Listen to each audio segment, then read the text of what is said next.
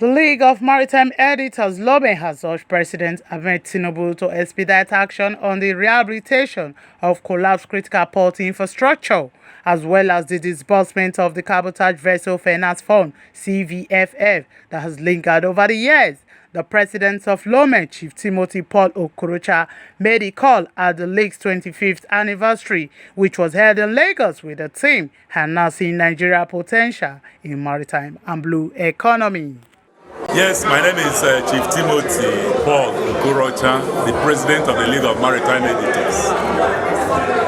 What we are gathered here today is to celebrate our 25th anniversary that this association has come into being. Yeah, we decided to choose the theme. Number one is that this new Customs Act is a new act. A lot of people are not conversant with it, especially maritime operators. There are so many ingredients contained in that act which importers, port operators need to know. And when you juxtapose it with the issue of the marine and blue economy, so they almost go pari passu. You need to know what to do to be able to get goods inside the country, clear them without running foul of the law, especially as it contains to contraband and prohibition of goods. Once again, my name is Director in charge of Press and Public Relations at the Ministry of Marine and Blue Economy, representing the Honourable Minister, His Excellency Adegboyega Oyetola, as well as my permanent secretary, Dr. Magdalene Ajani, who was also awarded the Gold Award for Outstanding Performance today at this event. First and foremost, let me congratulate the League of Maritime Editors on their 25th anniversary. I see them as one. I see them as being intellectually engaging. I also see them as a bridge between the industry and the academia. They are doing wonderfully well, and I will wish that they keep this up. From the point of view of government, I believe that the media ought to be patriotic in the way they criticize policy measures of the regulators as well as the policy makers, like in the ministry. They should look out, like the Assistant Controller General that gave a lecture said, they should always look out for the national interest, because if they are on the other side, they will understand that there are a lot of things which determine the measures that policymakers will take at any particular time, as well as what the regulators will do. Speaking on the theme of the conference, Dr. Charles Okafor of Nigerian Maritime University said that the freight forwarding profession and the licensed custom brokers are not speaking in one voice, and this has given the shipping companies and terminal operators edge to work against the ease of doing business. About harnessing the resources of the rivers, the oceans, and the lakes. There are nations that do not have vessels.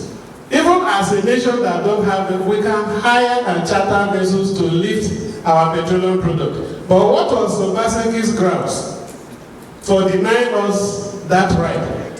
He said because the federation account will be affected negatively. Nigerians will hire vessels that will be seized because of one reason or the other. So it's comfortable with the fact that when the flange of our terminals crosses the flange of the vessels, foreign vessels coming to lift our crude oil, he goes to bed and sleep. He doesn't have any problem. That is why the issue of CIF and FOB still remain a big question mark.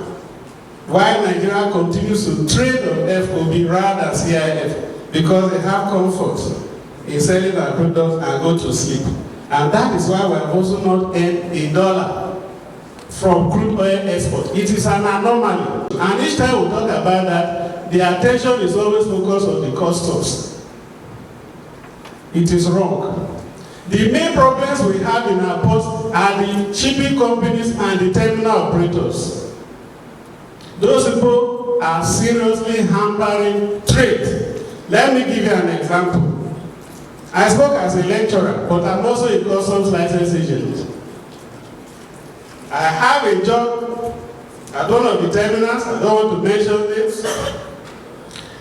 They are charging what they call out of gauge storage for an excavator. Do you know how much they are charging per day?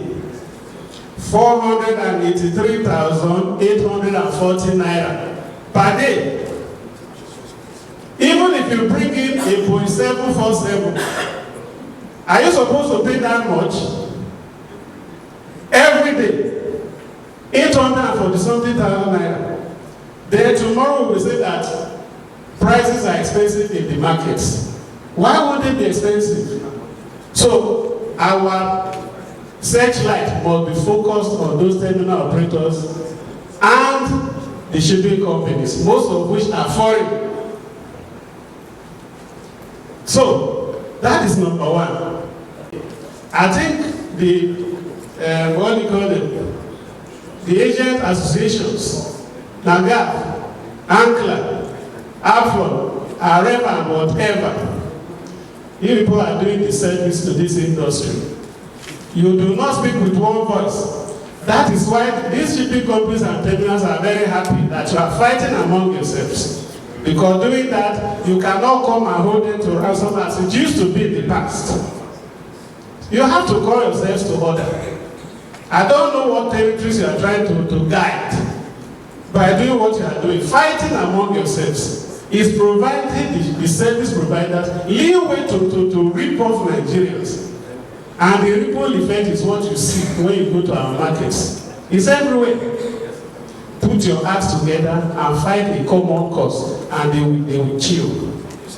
Then, the other question has to do non-utilization of waterways.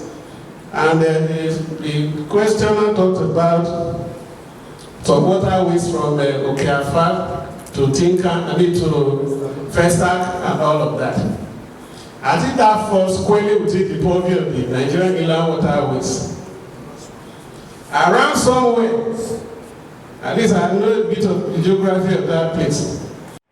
The Custom Area Controller of Tinkan Island Port, Nigerian Customs Service, Controller Derat Nnamdi, took time to expatiate on the punishment that would be meted on any agent or importer who decide to shortchange the federal government. If there's an infraction and the debit note is supposed to be raised for debit note is recovery of short payment made by the declarant, after asking you to pay what you did not declare, we charged you flat rate in the past, flat rate of 600 naira, flat rate of 600 naira. That was too small. And that was because when that law was made in 1955, cargo throughput in Nigeria was so small and the value of money was so high. So over the years, nobody amended that law until recently when customs got approval to increase it to 25% of the value of the duty that you have already supposed to pay.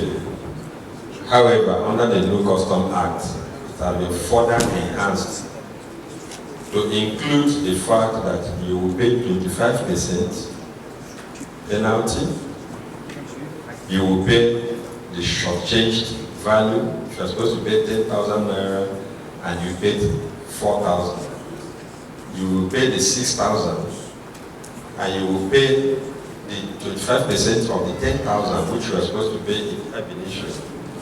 But it didn't stop at that this time around. You will now pay another penalty of 2 million naira flat rate. And then you also risk going to jail for 6 months.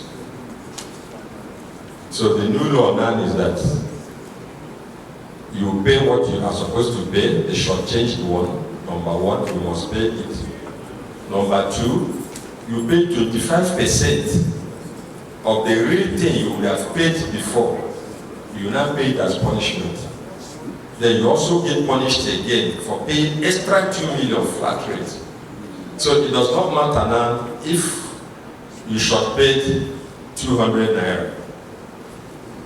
Your punishment is you pay 25% of the original money and another 2 million. Imagine paying 2 million naira for short paying 200 naira. And you also risk going to jail if you cannot prove that that short payment was not deliberate. Thank you very much.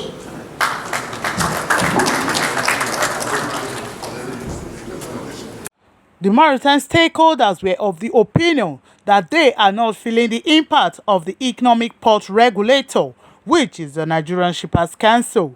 Joy Enamuna, Seabed TV.